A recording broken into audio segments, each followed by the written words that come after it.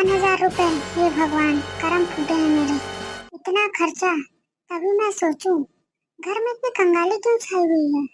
नवरात्रि, दशहरा, दिवाली, भाई दूज, इसी में 52,000 रुपए लग गए। और अब छठ पूजा की खरीदारी पूरी बाकी है। क्या बचत करूं और क्या खर्च करूं, समझ में नहीं आ रहा है। सासू माँ, बोल, क्या बोल रही है। सासू माँ, आप ये पेन और पेपर लेकर क्या कर रही हो। तुमसे मतलब है, तभी तो पूछ रही हूँ। साफ साफ बता, क्या काम चाहिए। नहीं तो कुछ भी तो नहीं। ऐसा तो हो ही नहीं सकता, बिना काम के तो तुम मेरे पास आएगी नहीं। चल बता, क्या बात है। सासू माँ, मुझे ना कुछ पैसे चाहिए। कितने। 5,000। क्या। 5,000? वो तो मुझे सुनाई दे रहा है, पर 5,000 रुपए का तू करेगी क्या।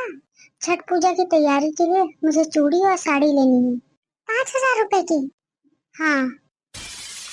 नहीं नहीं, कोई हल्की फुल्की साड़ी ले लो, उतने पैसे नहीं है मेरे पास। नहीं सासू माँ, मुझे तो वही साड़ी चाहिए जो 5,000 की है। तो फिर तो बहू भूल जा उस साड़ी को, क्योंकि मेरे पास उतने पैसे हैं नहीं। और रही बात तेरी, तो कोई दूसरा जुगाड़ अपना ले।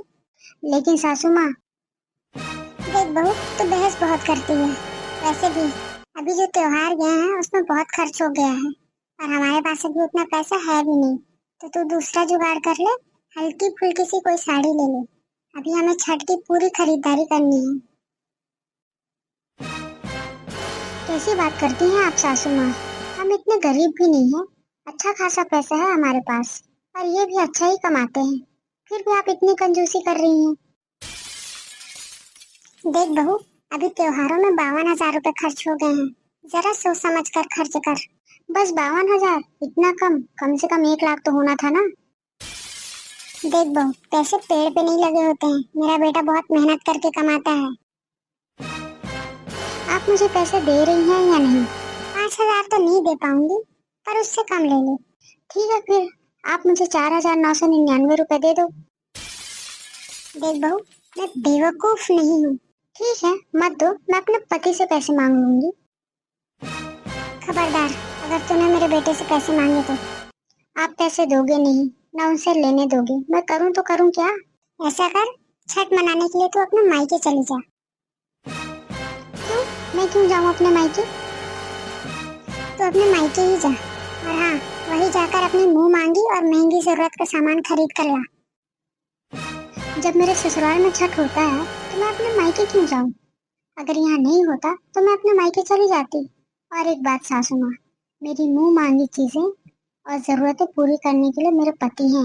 और ऐसा भी नहीं है कि वो गरीब है, या फिर ऐसा भी नहीं है कि वो कमाते ही नहीं है। पूरी तरह सक्षम है। ठीक है ठीक है, कमला बहन, ओ कमला बहन, कमला बहन जरा बाहर तो आना। ये लो, नाम लिया और शैतान हाजिर। एक कलेश खत्म होता नहीं है और दूसरी कलेशी आ जाती है। क्या हुआ इसे, पता नहीं अब क्या कर दिया इसकी बहू ने, जो ये इतना गला फाड़ फाड़ कर मुझे बुला रही है। हम दोनों सास बहुओं की नोक-झोंक तो हमसे संभल नहीं रही है, ऊपर से ये और रोज मुंह उठाकर अपने घर के लड़ाई झगड़े यहाँ लेकर आती है। इनके लड़ाई झगड़ों को सुलझाने के चक्कर में हम दोनों सास बहुओं के बीच लड़ाई हो जाती है। बात तो आपकी सही है सासू माँ, हम ही ने इसे सर पे चढ़ा के रखा है और कुछ नहीं। अरे कमला बहन, थोड़ा जल्दी तो निकलती आप। क्या हुआ गोमती बहन, आप इतनी सुबह सुबह क्यों चिल्ला रही हैं। मानो जैसे किसी सांप ने तुम्हें काट लिया हो। बिल्कुल सही कह रही हो तुम कमला बहन, मेरी बहू किसी नागिन से कम नहीं है। ऐसा डंक मारती है ना कि मरने वाला पानी भी नहीं मांगता। सासू माँ, आप ऐसा क्यों कह रही हो। नागिन को नागिन ना कहूँ तो फिर क्या कहूँ।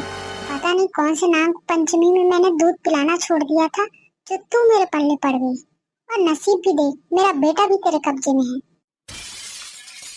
ससुर जी आपके कब्जे में रहते हैं, उसको तो मैं नहीं कहती, फिर आप क्यों कह रही हो। हाय राम, मेरे तो कर्म ही फूट गए हैं, जो ऐसी बहू हाथ लगी है। सत्यानाश हो तेरा। सासू माँ, आप ये मत भूलो, अगर मेरा सत्यानाश हुआ ना तो मैं आपको भी नहीं छोड़ूंगी। चुप, एकदम चुप। पहले ये बताओ कि हुआ क्या है, क्यों कुत्ते बिल्ली की तरह लड़ रही हो। क्या बताऊं बहन, ये तो मुझे कंगाल बना के ही छोड़ेगी। इसका दिमाग तो घुटने में ही रहता है। घुटने में ही नहीं, इसके पास तो दिमाग ही नहीं है। कैसी बात कर रही हैं आप सासू माँ? अगर मेरे में बुद्धि नहीं होती तो मैं आपको सासू माँ क्यों कहती? डायन बोलती ना सीधा। क्या? आप मुझे दिन भर खरी खोटी सुनाती रहती हैं, फिर भी मैं शांत रहती हूँ, कुछ नहीं कहती हूँ। लेकिन आप हैं कि बस चिल्लाती ही रहती हैं। माना मुझे आपने नहीं, आपके बेटे ने पसंद किया है, लेकिन आप तो मुझे अपनाना ही नहीं चाहती हैं सासू माँ। बहू अपनाती तो तब ना जब तू धन लाती या घर का धन बचाती, लेकिन नहीं। जब से आई है धन को धन नहीं हवाई जहाज समझ रखा है तूने, बस उड़ाया जा रही है। और मेरा बेटा तो गाय है, ना कुछ कहेगा ना कुछ देखेगा, क्योंकि बीवी है और बीवी तो कुछ गलत करती है नहीं। ये सब रोज का है, कुछ नया बताओ। क्या बताऊं बहू, जो हुआ है वो। कल शाम की बात है, मैं सो रही थी और बहू ने तिजोरी से 15,000 रुपए निकाल लिए। सासू माँ, मैंने चोरी तो नहीं किया था ना? निकालने से पहले आपसे पूछा था ना?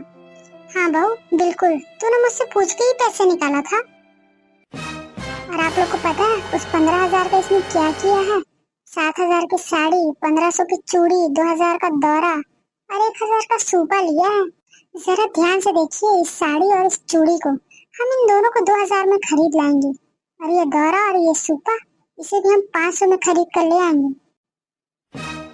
बहू, दुकानदार ने तुम्हें बेवकूफ बना दिया है दुगने पैसे लेकर। सासू माँ, मैं बेवकूफ नहीं हूँ। चुप हो जा, लोग तो तेरी शक्ल देखकर ही जान जाते हैं कि तू कितनी बेवकूफ है। ऐसा मत कहो सासू माँ, वैसे चाची जी सही कह रही हैं आप। तो चुप हो जा। वैसे भी इसमें और तुझमें ज्यादा फर्क नहीं है। हाँ तो आप में और चाची जी में भी ज्यादा फर्क नहीं है सासू माँ। बहू अपना मुंह बंद रख। तुम लोगों को सोचना तो है नहीं, बस उड़ाना है। उड़ाते चलो, किसी से कोई मतलब नहीं है। बस तुम लोग खाओ पियो नाचो गाओ और सो जाओ। सासू माँ, खाती पीती तो हो ही आप, लेकिन इस उम्र में अगर आप नाच गा नहीं सकती तो ये मेरी गलती नहीं है।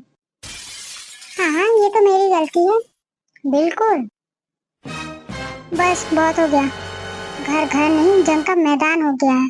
अब दोनों को जरा भी लाज शर्म नहीं है क्या, जो अपने घर के लड़ाई झगड़े उठाकर हमारे घर ले आते हो सुलझाने के लिए? कभी कभार तो चलता भी है, लेकिन आप दोनों का तो रोज रोज का हो गया है। वो क्या है ना बेटा। बस चाची जी, मुझे कुछ नहीं सुनना है। और माँ आप तो बड़ी और समझदार हैं, आपको तो ये सब चार दीवारी के अंदर रखनी चाहिए, यूँ बाहर नहीं। और तुम नेहा, मैनर्स नहीं है क्या तुम्हारे अंदर? वो तुम्हारी माँ। चुप, एकदम चुप, एक शब्द नहीं, मुझे कुछ नहीं सुनना है। बेटा दरअसल बात ये है ना। बात जो भी हो चाची। प्लीज चाची जी, आपसे मैं विनती करता हूँ, आगे से ये छोटे छोटे झगड़ों को आप यहाँ पर मत लाया कीजिए। कोशिश कीजिए अपने घर के मसले आप अपने घर में ही सुलझा लें, क्योंकि आप अपने लड़ाई झगड़े लेके यहाँ आती हैं और आप दोनों की देखा देखी मेरे घर में ये दोनों शुरू हो जाते हैं। प्लीज मेहरबानी करके आप अपने लड़ाई झगड़े आप अपने घर में सुलझाइए और हमें अच्छे से रहने दीजिए। कभी कभार हो जाता है तो ले आइए, हम मदद करेंगे आपकी।